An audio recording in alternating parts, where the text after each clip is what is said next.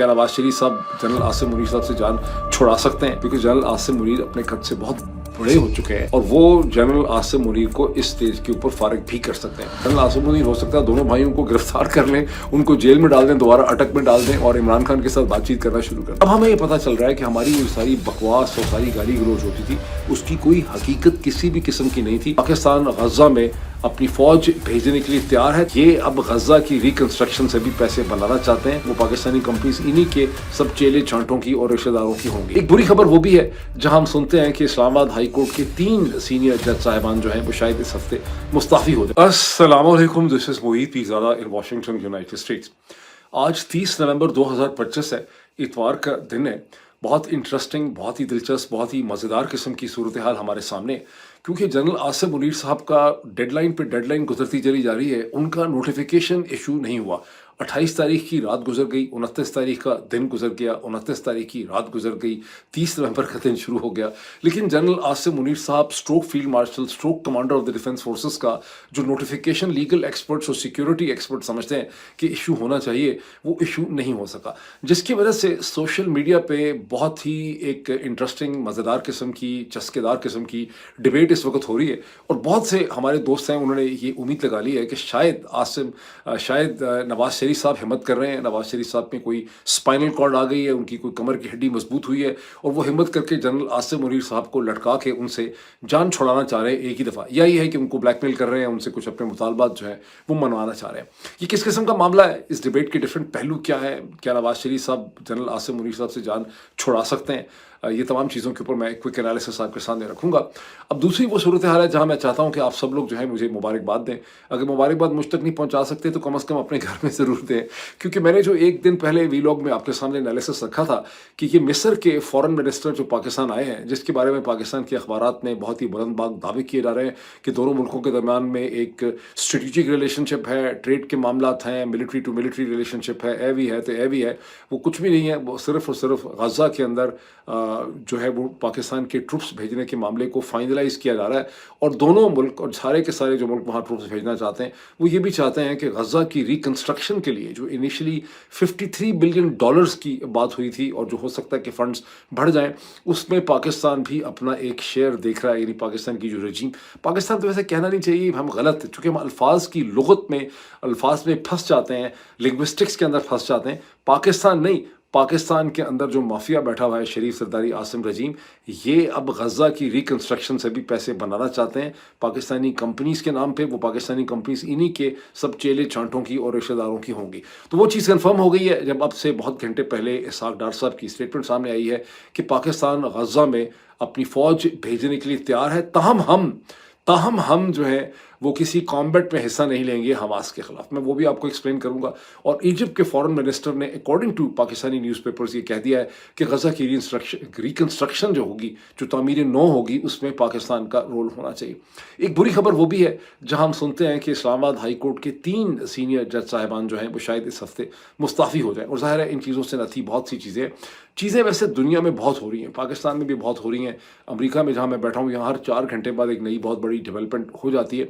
लेकिन मैं मुख्तसर इन 3-4 चीज़ों के ऊपर ही फोकस करूँगा।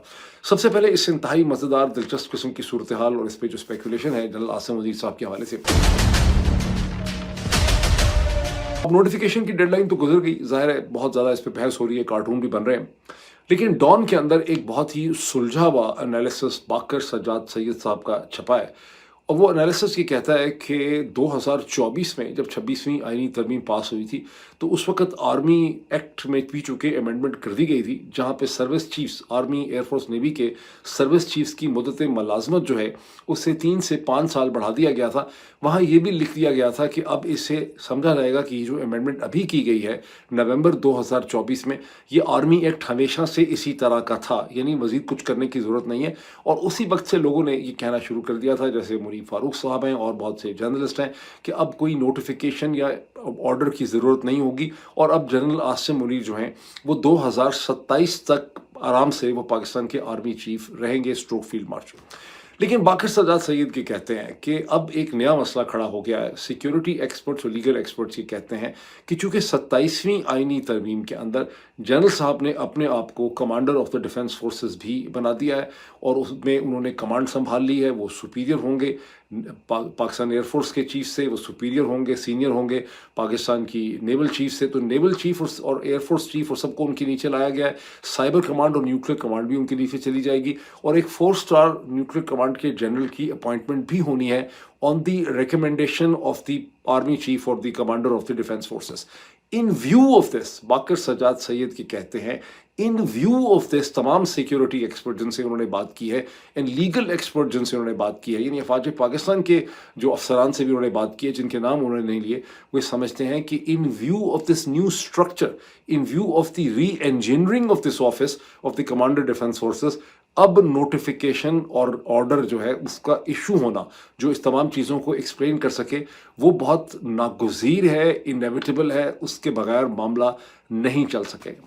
اب یہ ان کا کہنا ہے. اب سوال یہ ہے کہ اگر ایسا نوٹیفیکیشن ایشو نہیں ہوتا تو کہاں جائیں گے لوگ چیلنج کرنے کے لیے؟ باقر سجاد سید اور محیط پیزادہ اگر کہیں اس کو چیلنج کرنا بھی چاہیں یا کوئی بھی اس کو چیلنج کرنا چاہے کہاں جائیں گے؟ ملک میں نہ کوئی ہائی کورٹ ہے، نہ کوئی سپریم کورٹ ہے، نہ ملک میں کوئی پارلیمنٹ ہے، نہ کوئی سینٹ ہے، نہ کوئی نیشنل اسمبلی. یہ سوال اپنی جگہ پہ.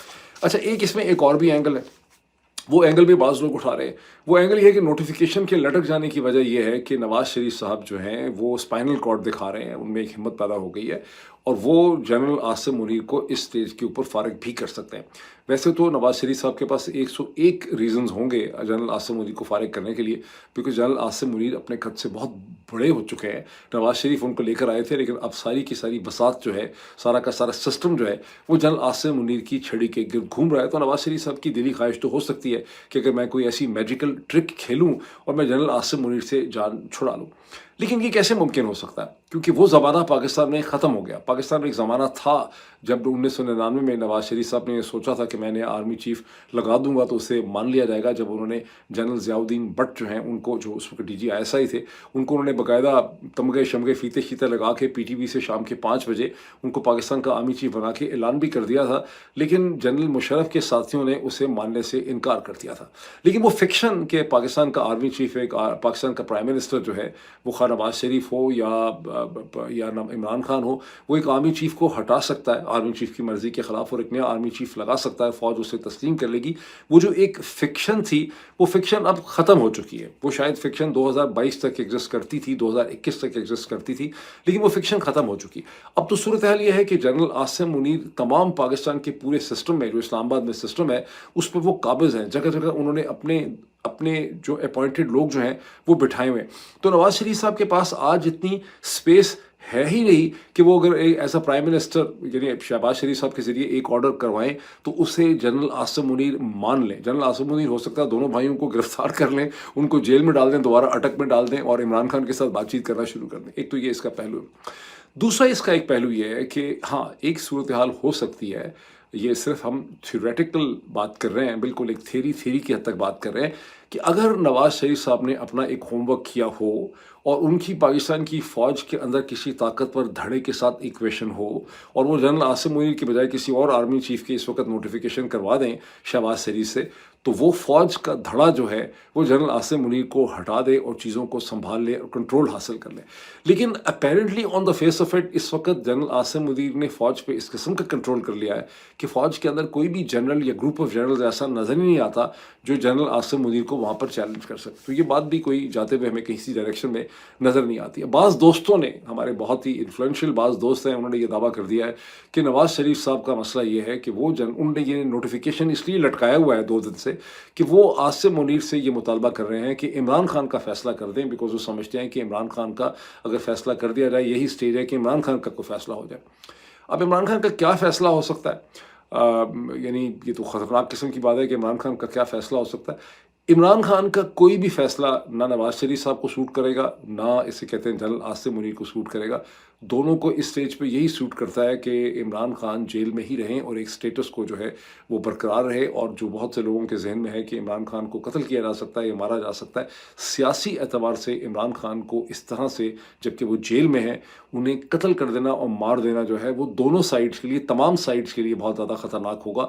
जहाँ पाकिस्तान तहरीक इंसाफ के लिए वो बहुत बड़ी ट्रेजेडी होगी, पाकिस्तान के लिए बहुत बड़ी ट्रेजेडी होगी, वहाँ वो पाकिस्तान की इस्टेब्लिशमेंट को भी सर्व नहीं कर सकता और वो नवाज शरीफ वगैरह को भी सर्व नहीं कर सकता। बिकॉज खुदा न खास्ता, खुदा न खास्ता, खुदा न खास्ता इस किस्म के सेक्स ऑफ सर्कमस्टांसेस में अगर इमरान खान की डेथ हो जाती है तो उससे एक बहुत बड़ा लावा उठेगा और उस लावे के अंदर कौम को फिर कोई और किस्म का नया लीडर चाहिए होगा। और ये जो सारी लीडरशिप है पीपीपी पीएमएलएन की, ये उसका नेमुल बदल नहीं हो सकती। ना ही पाकिस्तान तहरीक इंसाफ के अंदर कोई ऐसा लीडर है जो उसका नेमुल बदल हो सकता है।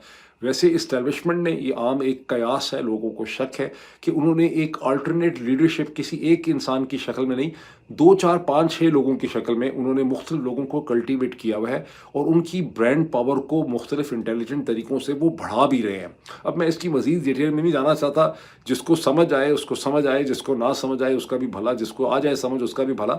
लेकिन कुछ ऐसे कैरेक्टर्स को, पॉपुलर कैरेक्टर्स के अंदर इस्टेब्लिशमेंट इन्वेस्ट कर रही है जिनकी ब्रांड पावर इस तरह से बनाई जाती है कि खुदा न खास्ता अगर किसी स्टेज पे इमरान खान को हटाना पड़ जाए तो एक आदमी तो ज़ाहिर है इमरान खान की रिप्लेसमेंट नहीं हो सकता, लेकिन 4 5 6 जो हैं वो इमरान खान की रिप्लेसमेंट हो सकते हैं। ये भी एक प्रोजेक्ट जो है वो है। 12 तो इस स्टेज पे नवाज शरीफ के अंदर इतना थप्पड़ नहीं है कि वो जनरल आसिम मुनीर का नोटिफिकेशन इस वजह से रोक लें कि भाई आप पहले मेरे साथ इमरान खान की बात करें, इमरान खान की, यानी जिस तरह कोई रूठा हुआ होता है और वो या आप कह रहे नखरा करें कि पहले इमरान खान का मसला मेरे से सेटल करें, फिर आप इमरान खान की हमें गारंटी देंगे तो उसके बाद हम आपका नोटिफिकेशन करेंगे। इस किस्म का कोई सीन जो है वो हो नहीं सकता अंडर दिस सर्कमस्टांसेस। जो चीज़ हो सकती है उसमें 2 किस्म की पॉसिबिलिटीज़ हैं। एक पॉसिबिलिटी ये है कि सिरे से मतलब है कि आपको कोई वही जो आर्मी एक्ट में अमेंडमेंट हो चुकी है और आपको एक नया नोटिफिकेशन इशू करने की ज़रूरत नहीं है। लेकिन बाकिर सजाद सैयद का जो एनालिसिस है with the help of several sources, उससे ऐसा लगता है कि एक अलग खिचड़ी भी पकी हुई है, एक वाकई कॉम्प्लेक्स किस्म की सिचुएशन पिंडी में डेवलप कर गई है लीगल ब्रांच के लिए और बहुत से जो डिसीजन मेकर्स हैं। वो ये है कि ये जो commander of the defence forces को ऑफिस स्ट्रक्चर करना है, जिसके नीचे नेवी को भी देना है, जिसके नीचे आर्मी को भी देना है और न्यूक्लियर कमांड को भी देना है और न्यूक्लियर कमांड के लिए 4 स्टार जनरल जो है उसको सिलेक्ट करना है। इन तमाम चीज़ों के अंदर बहुत सी कॉम्प्लेक्सिटी है, बहुत सी पेचीदगी है, उसमें बहुत से जहन लगे हुए हैं कि इसकी तहरीर कैसी होगी, इसकी लैंग्वेज कैसी होगी, जिस वजह से ये डिले हो रहा है। ये डिले का ताल्लुक नवाज शरीफ, शहबाज शरीफ से या उनकी किसी साजिश से नहीं है, फ़ौज के अपने अंदर की जो कॉम्प्लेक्सिटी है, बातचीत है, उसके साथ इसका है और किसी को कोई ख़ास फिक्र नहीं है। बाकिर सजाद सैयद के एनालिसिस को अगर मैं सम अप कर सकूँ तो उसकी ये सम अप हो सकती है। अच्छा, अब आगे चलते हैं। आप सबको मुझे मुबारकबाद देनी चाहिए। मैंने पिछले वीलॉग में आपको ये एनालिसिस दिया था, डॉट कनेक्टिंग की थी मैंने, ना कहीं अखबार में चीज़ छप रही थी, ना कोई कह रहा था ऐसी बात, ना किसी ने सोशल मीडिया में ऐसी बात कही थी, ना मुझसे किसी ने बात की, ना मैंने किसी से बात की। मैंने सिर्फ जो सामने फैक्ट्स नज़र आ रहे थे और एक ब्रॉडर अंडरस्टैंडिंग जो है इश्यूज़ की मशरक़ वस्ता अमेरिका से लेकर पाकिस्तान तक, उसकी बेसिस पे मैंने ये क्लेम किया था कि इजिप्ट के जो फॉरेन मिनिस्टर पाकिस्तान आए हैं, ये सिर्फ़ और सिर्फ इसलिए आए हैं कि पाकिस्तान और इजिप्ट के दरमियान में गज़ा के अंदर ट्रूप्स की डिप्लॉयमेंट के प्रोसेस को फाइनलाइज करना है, उस पर पेशरफ्त होनी है। और मैंने इसके लिए जिन चीज़ों पे रिलाई किया था वो 2-3 फैक्टर थे। एक ये है कि इजिप्ट और पाकिस्तान के दरमियान में कोई भी माजी में बहुत ताल्लुक ऐसा नहीं रहा कि बार बार इजिप्शियंस और पाकिस्तानी आपस में मुलाकातें करें। आखिरी दफ़ा इजिप्ट के फॉरेन मिनिस्टर जब पाकिस्तान आए 2022 के मार्च में, तो ऑर्गेनाइजेशन ऑफ इस्लामिक कंट्रीज़ के फॉरेन मिनिस्टर्स की जो समिट मीटिंग हो रही थी, जिसमें सभी को आना था, 46 फॉरेन मिनिस्टर पाकिस्तान आए। शाह महमूद कुरैशी उस वक्त पाकिस्तान के फॉरेन मिनिस्टर थे, सबको उन्होंने रिसीव किया। उस वक्त इजिप्ट के फॉरेन मिनिस्टर भी पाकिस्तान आए थे और इजिप्ट और पाकिस्तान के दरमियान में कोई स्ट्रेटेजिक रिलेशनशिप, कोई लंबा मिलिट्री टू मिलिट्री रिलेशनशिप, कोई ट्रेड एंड बिजनेस रिलेशनशिप ना माजी में रहा है, ना हो सकता है।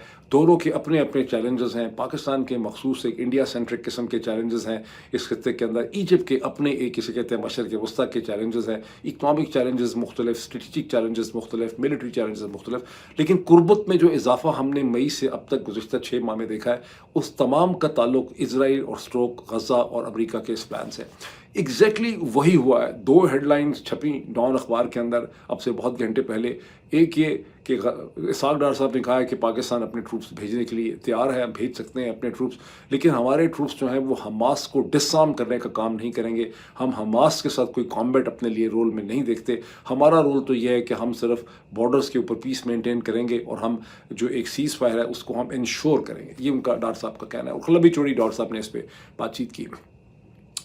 دوسرا وہ ہے جو بہت ہی میننگ فل ہے کہ ایجپٹ کے فارن منسٹر کے بارے میں خبر چھپی ہے کہ انہوں نے پاکستانی پریس سے اور میڈیا سے بات کرتے ہوئے کہا ہے کہ ایجپٹ جو ہے وہ پاکستان کا کاز وہ سمجھتا ہے کہ پاکستان کا ریکنسٹرکشن کے اندر ایک رول ہونا چاہیے.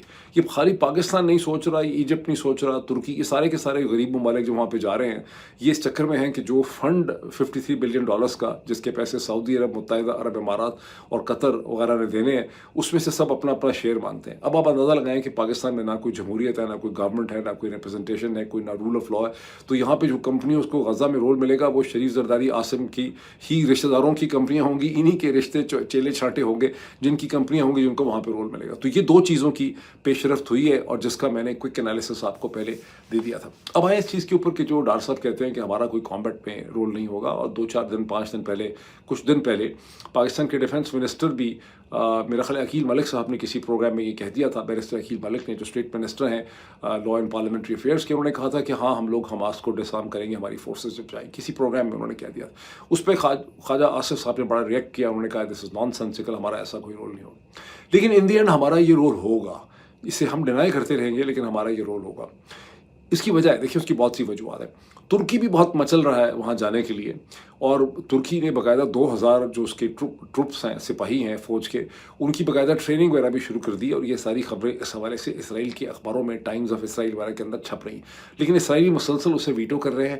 ترکوں کا یہ خیال ہے اردوغان کا کہ given the special relationship between president Recep Tayyip Erdogan and Donald Trump, وہ الٹیمیٹلی اسرائیل کو مجبور کر دیں گے اور ترکوں کا بھی وہاں پہ رول ہوگا. اسرائیلی کیوں نہیں چاہتے کہ ترک وہاں پہ آئے؟ اس لیے کہ ترکوں کی جو حکومت ہے رجب طیب اردوغان کی اور اک پارٹی, ان کی فلسطینیوں کے ساتھ, غزہ کے ساتھ, حماس کے ساتھ ایک انڈرسٹینڈنگ اور ایک کمٹمنٹ ہے. اگر ترک فوج وہاں پہ ہوگی تو حماس کے خلاف بہت زیادہ طاقت کا استعمال نہیں ہو سکے گا. اسرائیل کیا چاہتا ہے؟ اسرائیل چاہتا ہے کہ طاقت کا استعمال ہو اور حماس کو مسلم فورسز کے ذریعے ختم کیا جائے.